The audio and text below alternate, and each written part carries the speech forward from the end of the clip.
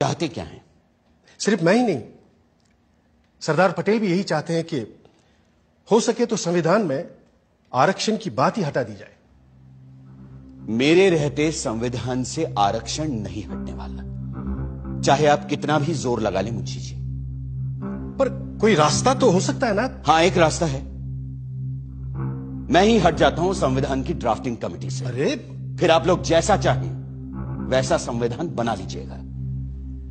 सुनिए भीमराव सुनिए तो। उस दिन से डॉक्टर अंबेडकर ने संविधान का मसौदा बनाने का काम बंद कर दिया और ये भी संदेशा भेज दिया कि वो ड्राफ्टिंग कमेटी से ही नहीं, लॉ मिनिस्टर के पद से भी इस्तीफा दे देंगे। ऐसे गुणी, मेहनती और जिम्मेदार इंसान के जाने की आशंका से खलबली मच जाना लाजमी था। अब एक ही रास्ता सामने था और एक ही संकट मोचक।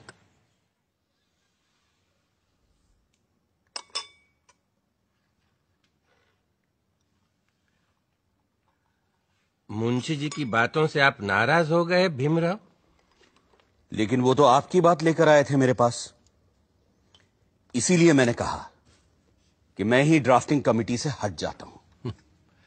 आप तो जानते हैं, कांग्रेस क्या पूरे भारत में दूसरा और कोई है ही नहीं जो हमारे संविधान को आकार दे सके। खुद बापू भी यही कहा करते थे। लेकिन आप उनकी बात मानते कहां हैं पटेल जी? गांधी जी पिछड़ों को रिजर्वेशन देने की मेरी तजवीज से सहमत थे।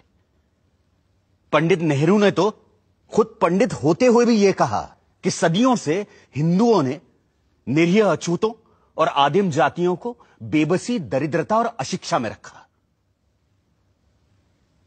फिर अगर हमें उन्हें सबके साथ बराबर लाना है तो हमें उन्हें स्पेशल ट्रीटमेंट देना ही होगा।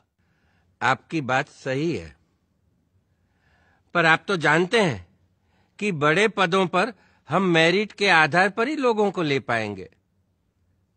तो फिर क्लर्कों की नौकरी के लिए इतना बड़ा जोखिम उठाना? जोखिम? मुझे तो इसमें कोई खतरा नजर नहीं आता। खतरा यह है कि अगर हमने एक विशेष वर्ग को आरक्षण दे दिया तो बाकी के लोग भी आरक्षण की मांग करेंगे और भारत भर में जातिवाद का यह जहर फैलता जाएगा। जहर तो हमने पिया है सदियों से और फिर भी हम जिंदा हैं। रीढ़ की हड्डी तोड़ डाली आप लोगों ने हमारी, फिर भी हम लोग खड़े हैं।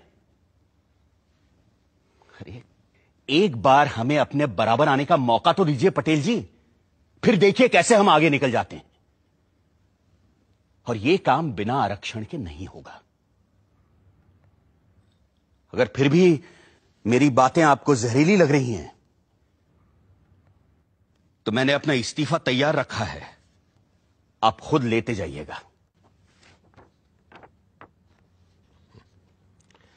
मैं बड़ा जिद्दी आदमी हूं अंबेडकर जी, लेकिन मूर्ख नहीं हूं, किसान हूं। देखकर ही बता सकता हूं कि कौन सा बीज कल मुझे अच्छी फसल देगा।